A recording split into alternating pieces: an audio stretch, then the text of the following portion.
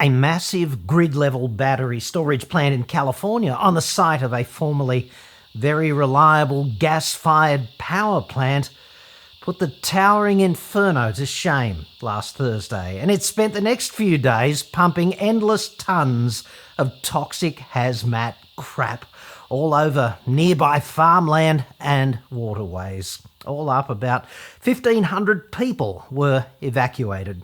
News crews had something exciting to cover, so that's nice. But of course, the incident took a giant steaming dump in net zero's trousers. Public trust in renewables sunk even further, understandably, inevitably, and official communication to the public in the US was appalling and disgraceful, at least in my view. It's going to be a miracle if they can clean the site up within a year. So I'd say, A, this is not how we save the planet, by destroying tons of critical infrastructure and precious materials mined at vast environmental cost. And B, this is what happens when dipshit governments sprint towards the fictional goalposts of net zero without first regulating in adequate safeguards. This, of course, allows corporate assholes to do whatever they want, essentially, as long as it can be authoritatively greenwashed, of course. What I'm saying is, batteries are not the problem. We need batteries.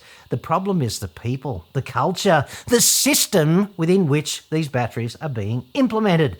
Batteries themselves are fine, but this bean counter-driven engineering with a side serve of stakeholder appeasement is absolutely not.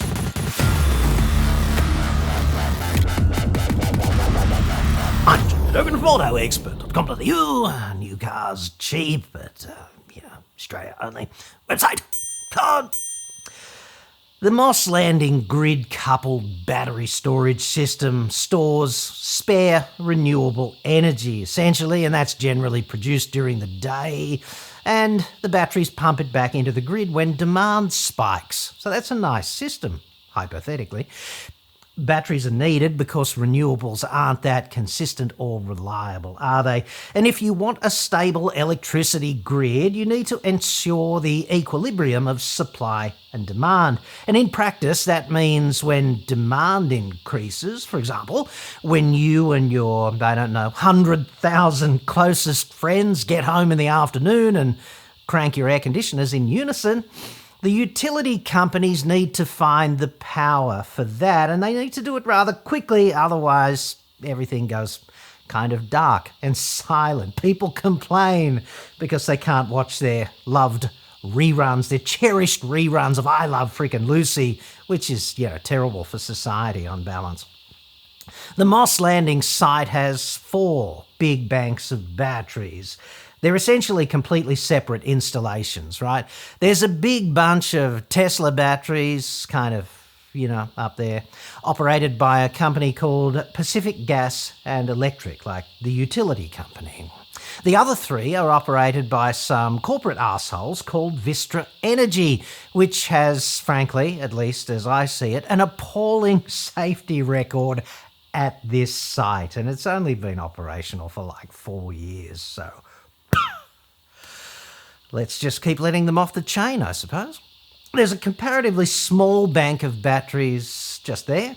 And by small, I mean 400 megawatt hours, which would be, in automotive terms, roughly equivalent to a 4,000 spot car park jam-packed full of those absurd, lardy-arsed Kia EV9s, each with their morbidly obese 100 kilowatt-hour batteries.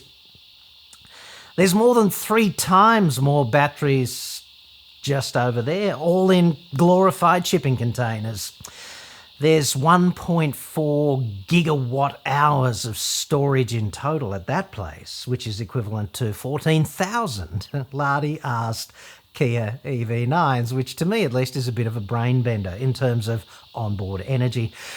The big white boxes in that location are the battery containers, right? And the tiny white boxes just next door, adjacent to each one, are the PCS modules, which is like an inverter. These turn the DC from the batteries into AC and they up the voltage for transmission. But the really interesting battery installation is this one, just here, okay? The big, long building is the old power plant's turbine hall, which senior Vistra arseholes retrofitted with 1.2 gigawatt hours of batteries inside, presumably because those cheap Vistra cocks preferred not to build more than 100 bespoke shipping container type battery enclosures. And this is the site that burned so entertainingly for so long.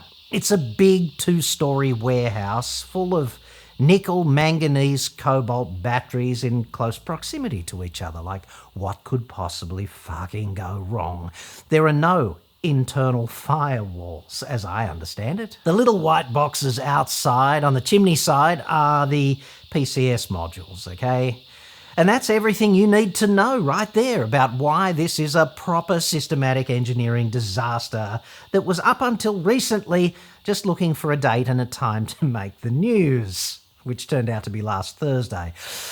Playing Russian roulette needlessly with people's lives.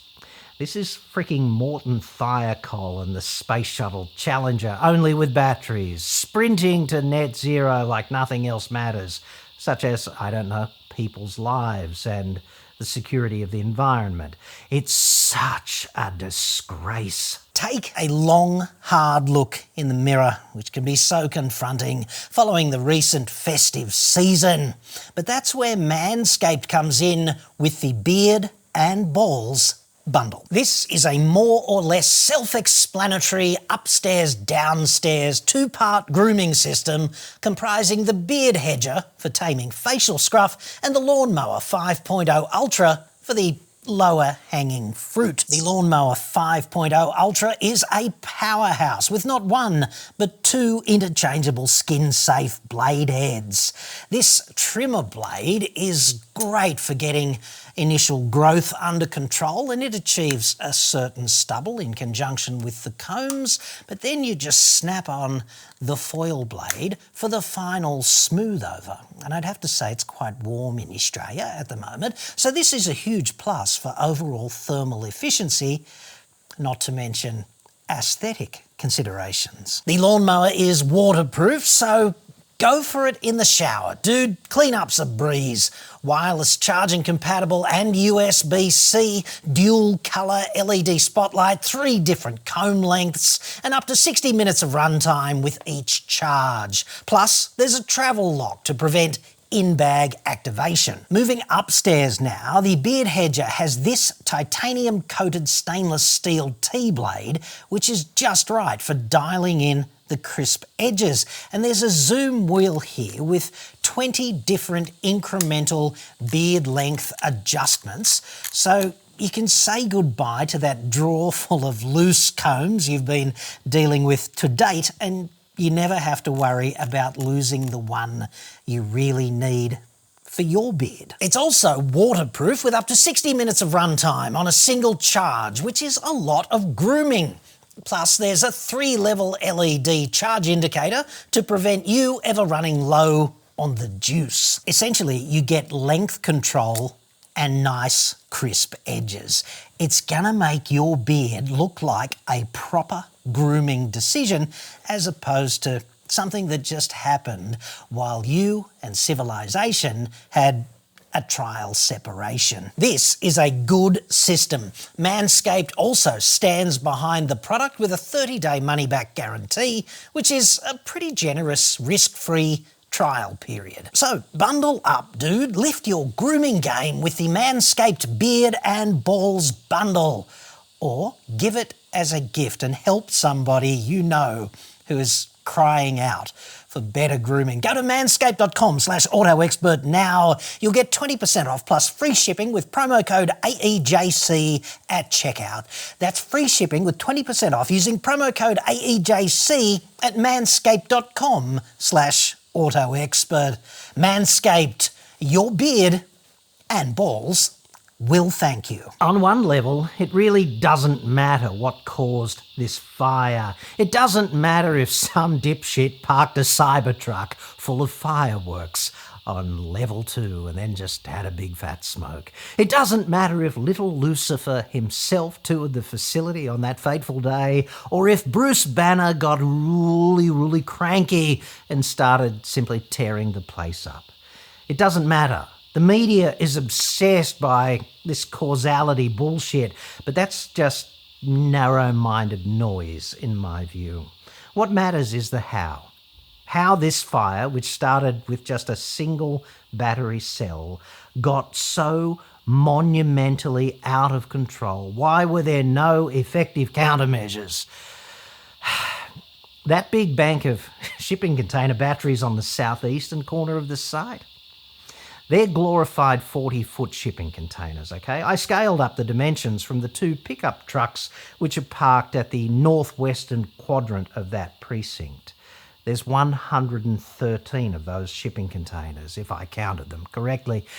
That means each one is roughly 12 megawatt hours. Just let that sink in for a moment, okay?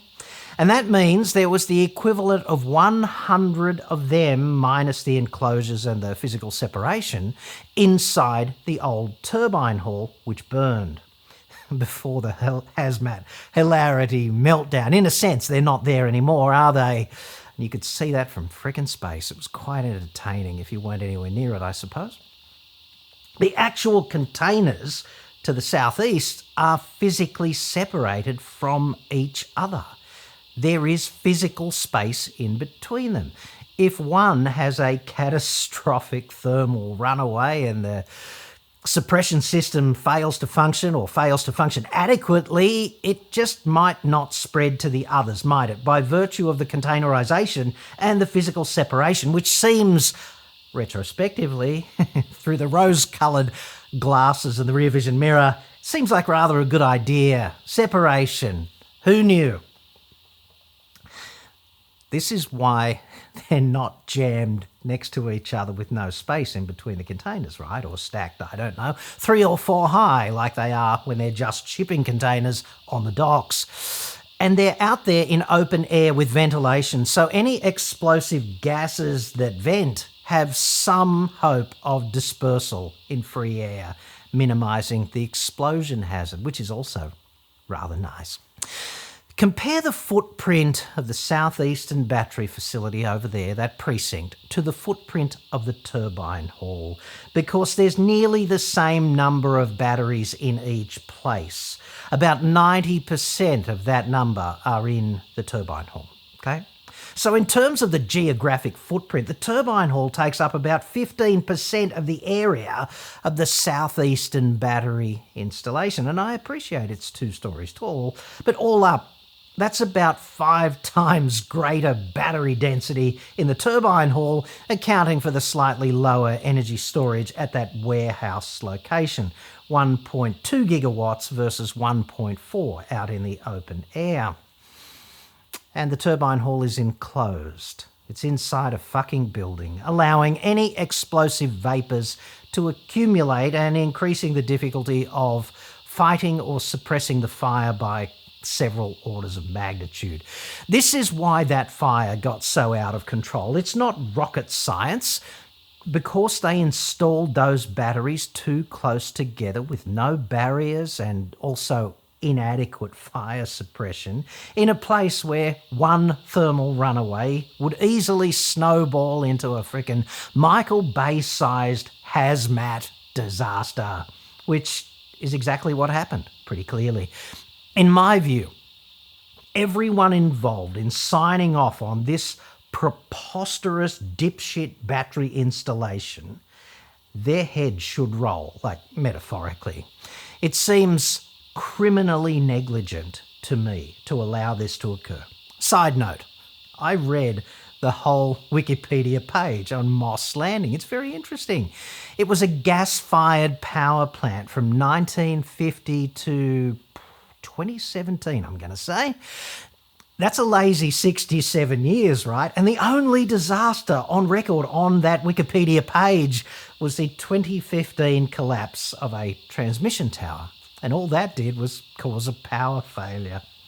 This was a factory that burned methane continuously and intensely for 67 years, and it pumped supercritical steam, which is very dangerous stuff, from A to B routinely.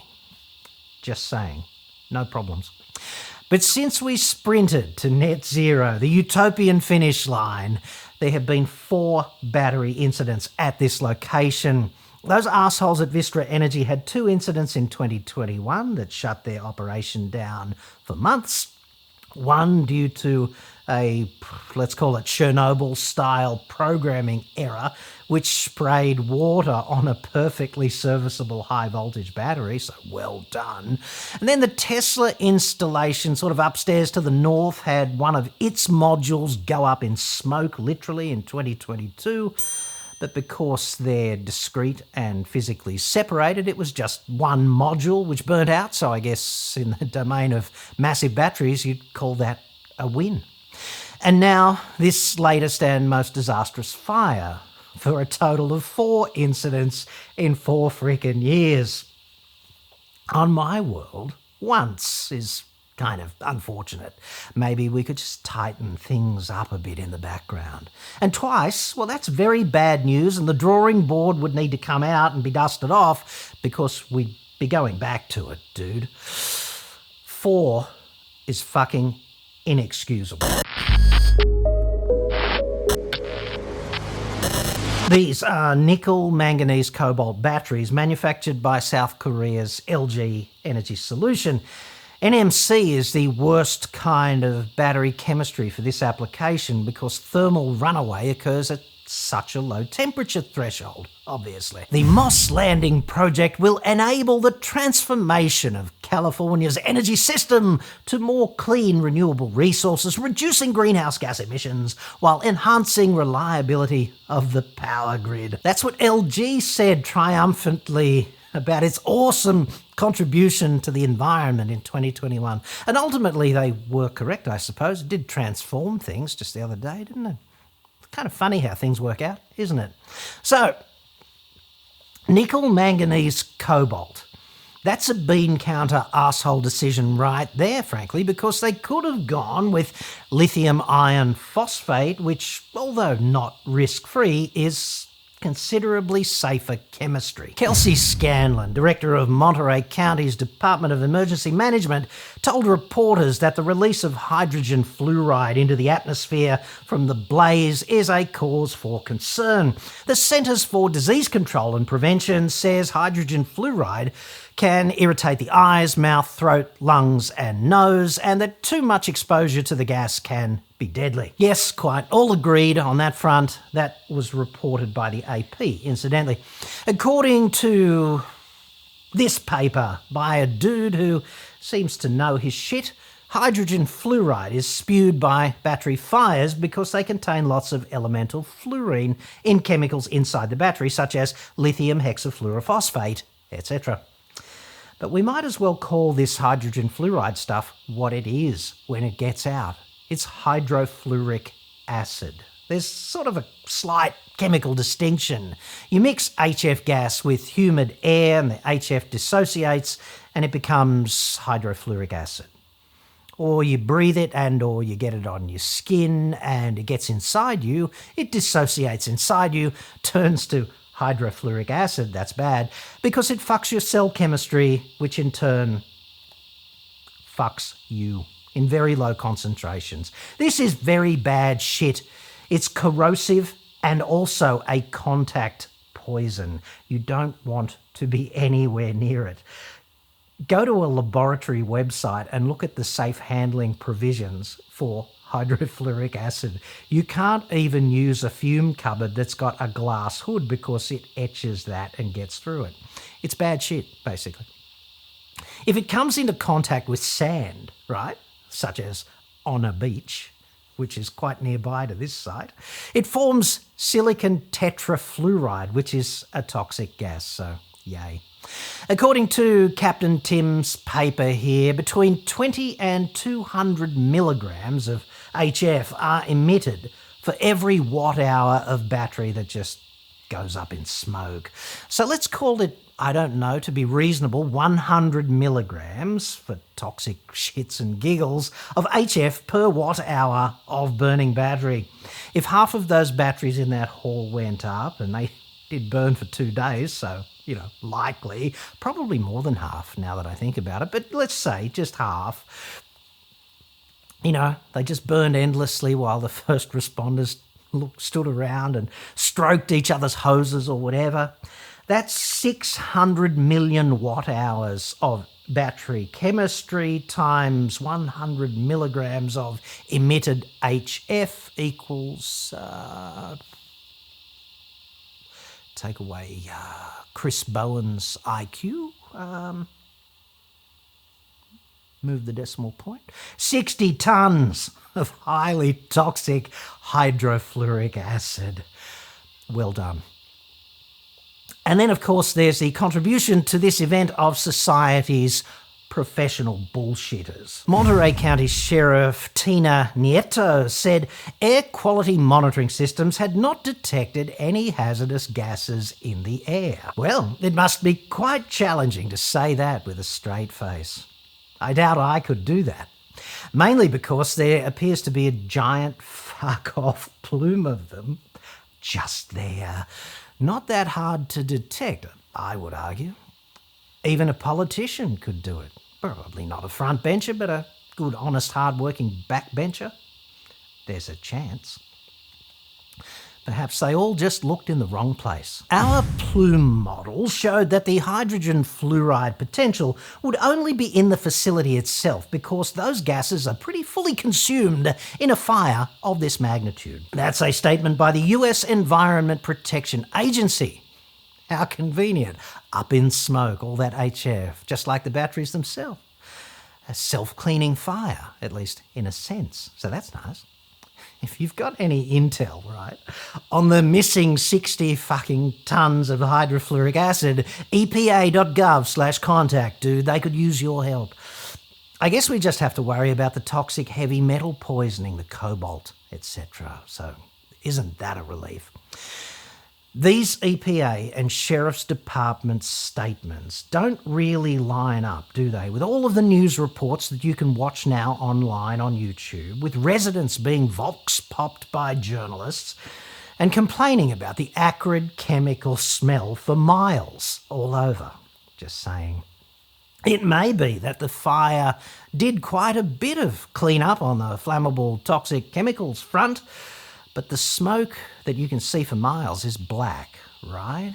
Which strongly indicates inefficient combustion, as in too much fuel, insufficient oxygen. And let's not forget that ambient air is only 20% oxygen, so most fires of this nature are burning rich, okay? Not enough oxygen. This means that not everything that could burn is burning during this fire. Also, hydrogen fluoride seems pretty fucking stable at high temperatures. In the Japanese Journal of Applied Physics, researchers just there used HF at 900 degrees C to etch silicon dioxide because, I don't know, science.